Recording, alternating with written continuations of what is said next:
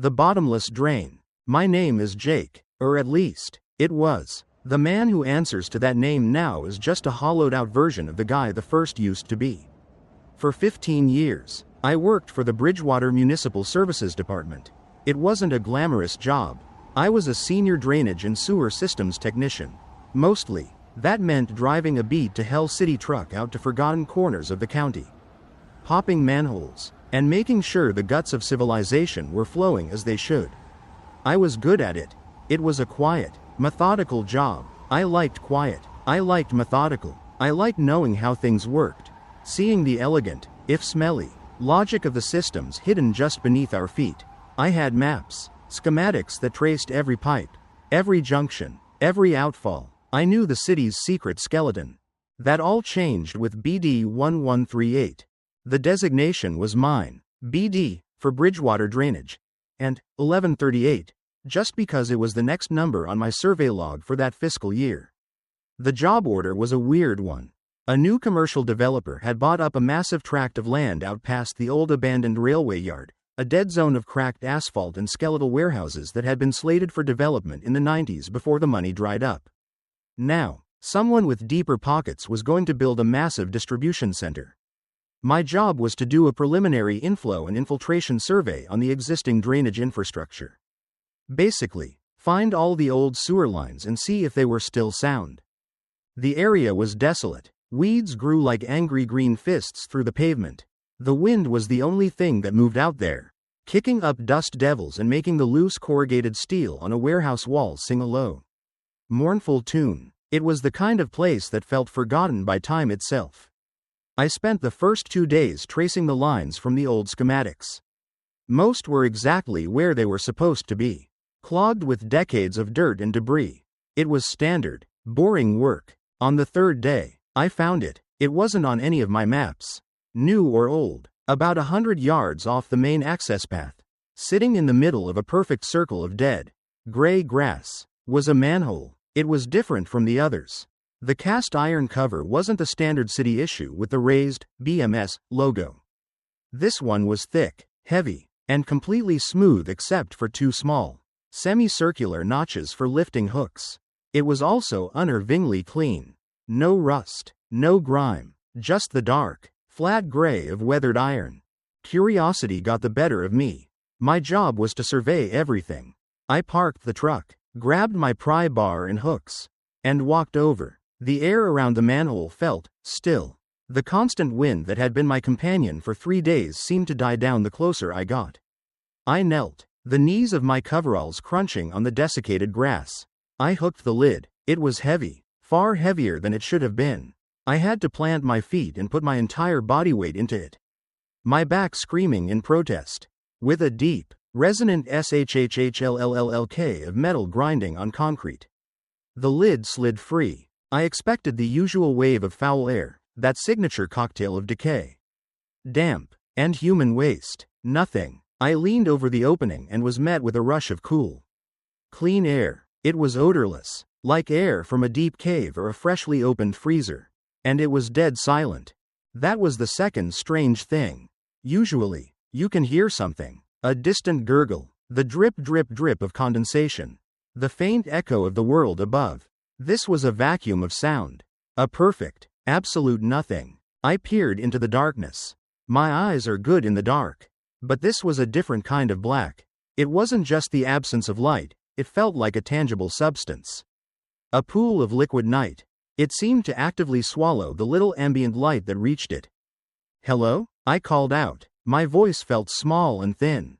And it didn't echo. It was just gone, swallowed by the silence. I walked back to the truck and grabbed one of my heavy-duty flashlights, the kind that can cut through a quarter mile of darkness. I clicked it on. The powerful beam, a reassuring white spear in the gray afternoon.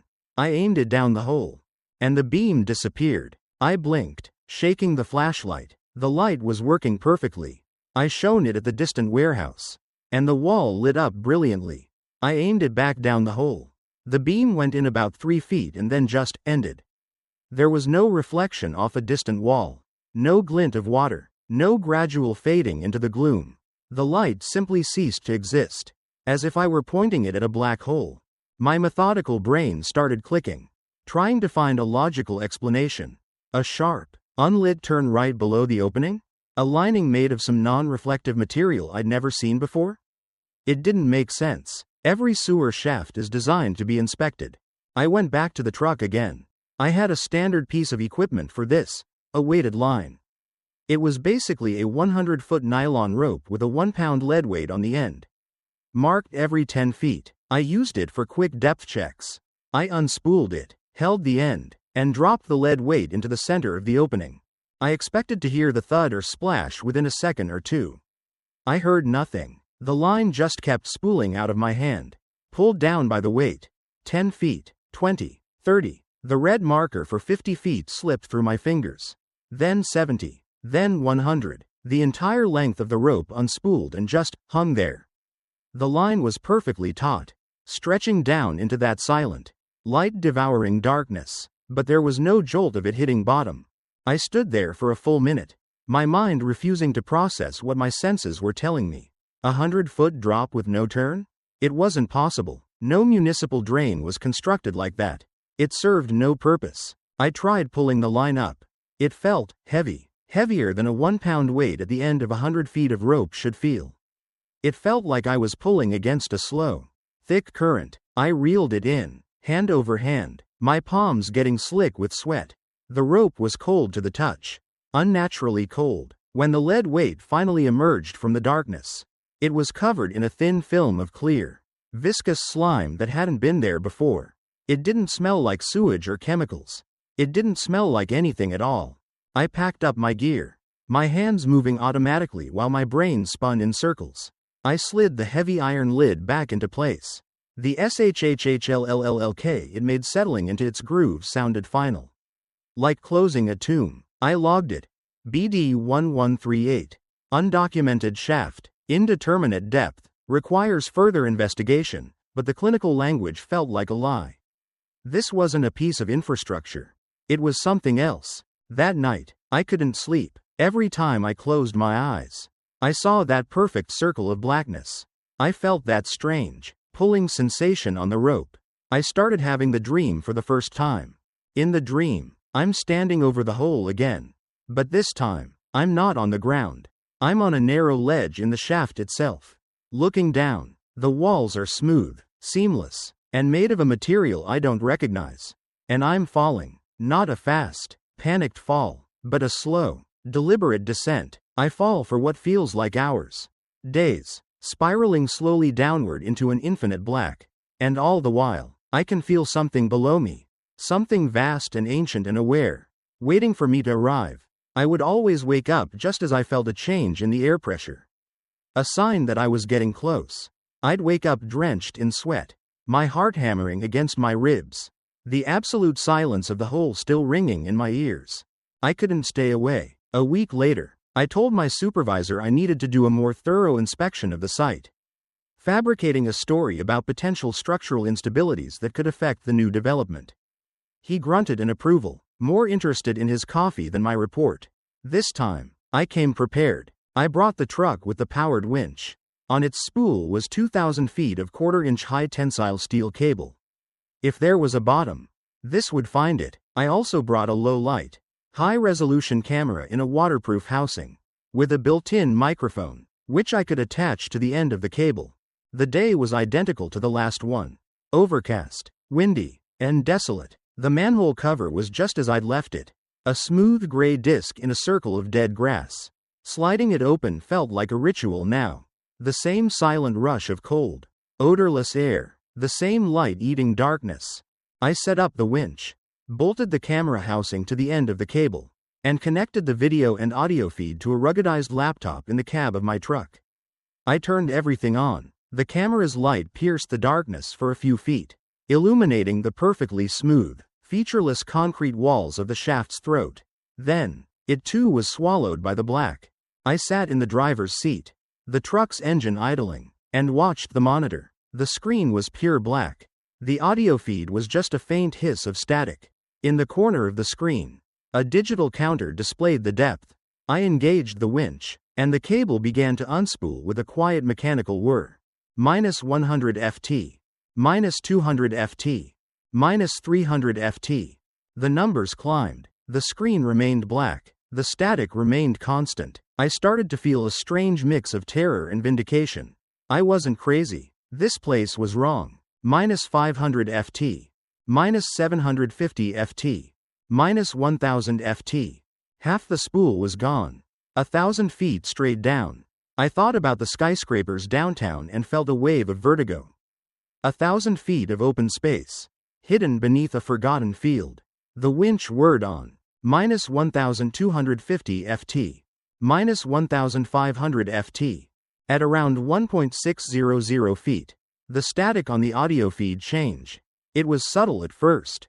A slight shift in the hiss. A rhythm. I turned the volume up. My ear pressed close to the speaker. Beneath the white noise, there was something else. A low, wet, rhythmic sound. Thump thump, slosh, thump thump, slosh. It was like a colossal, waterlogged heart, beating once every 10 seconds. Or maybe it was the sound of something immense and saturated. Breathing. My own heart was a frantic drum in my chest. I stared at the black screen. My imagination painting monstrous shapes in the void below. -1,800 ft. -1,900 ft. The sound was getting louder.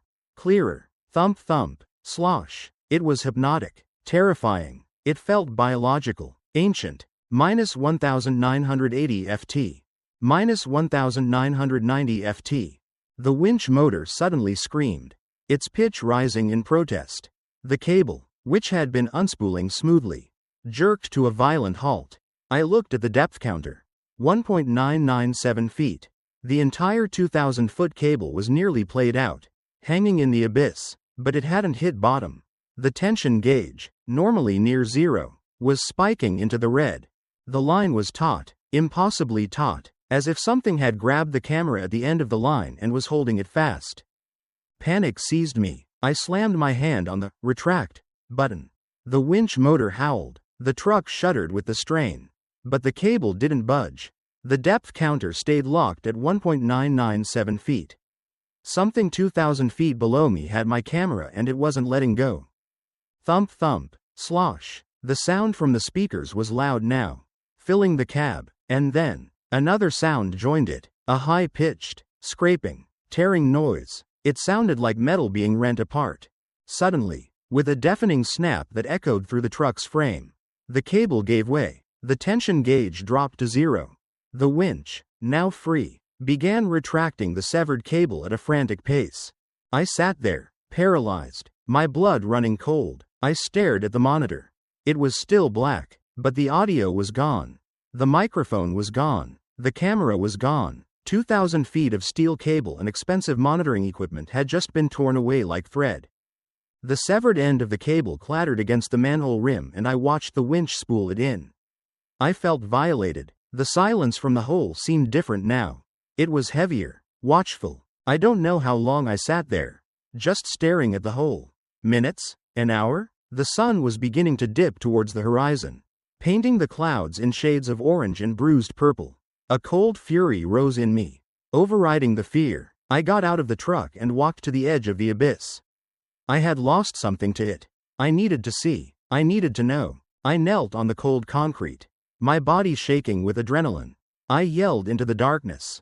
A raw, meaningless sound of frustration and rage. "What are you?" My voice was swallowed whole.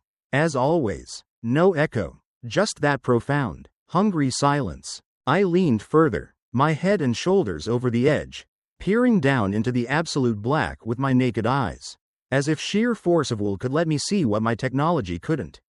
The cold air washed over my face, carrying that scentless, ancient chill. The world fell away, and for a moment, it was just me and the hole. And that's when I saw it. Far, far below, so far down that it should have been impossible to see anything at all. A pinprick of light. No, not light. A pinprick of pale. It grew, slowly, steadily rising up to meet me. It wasn't moving fast, but it had a terrifying purposefulness to it. My brain tried to make sense of it. A reflection? Some kind of phosphorescent fungus? But it was gaining size too quickly, resolving itself from a dot into a shape.